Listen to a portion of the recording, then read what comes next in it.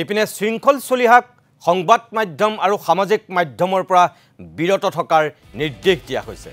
বীৰ লাচিত খানাৰ কেন্দ্ৰীয় সমিতিয়ে প্ৰকাশ কৰিছে এই সন্দৰ্ভত এক নিৰ্দেশনা। 8 ছেপ্টেম্বৰলৈকে নোৱাৰিব কোনো কাৰ্যসূচীত অংশ ল'ব শৃংখল চলিহাই। মুখ্য সচিব ৰন্তু পানীফুকনৰ স্বাক্ষৰিত পত্ৰৰ জৰিয়তে কঠোৰ নিৰ্দেশনা জাৰি কৰা হৈছে শৃংখল চলিহাৰ বিৰুদ্ধে। ইফালে অব্যাহতিৰ সন্দৰ্ভত পৰিয়ালক সময় দিবৰ বাবেহে সাময়িক বিৰতি লৈছে বুলি মন্তব্য কৰিছে শৃংখল চলিহাই।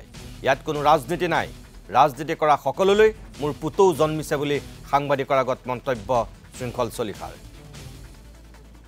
দিয়া নাই, মই লৈছোঁ সাময়িক বিশ্ৰাম। মই প্ৰকৃততে ভাগৰুৱা, মোৰ অকণমান সৰু এটা অস্ত্ৰোপচাৰ কৰাবলগীয়া আছে, কিন্তু অস্ত্ৰোপচাৰটো যিটো হ'ব এইটো ডক্টৰে মানে সদায় সময় দিব নোৱাৰে, এইটো কাইলৈ পাতিব লাগিব কেতিয়া সময় দিব পাৰিব। আৰু মোৰ ভণ্টি ডুবাইত থাকে, তাই কাইলৈ পাবহি।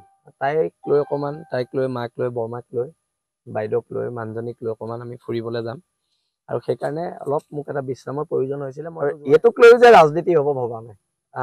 বীৰ লাচিত খানাক কোনোবাই দুভাগ কৰিম বুলি ভাবিছে নেকি? কোনোবাই প্ৰেম পত্ৰ লিখিব আৰু তাৰপিছত বীৰ লাচিত খানা দুভাগ হৈ যাব।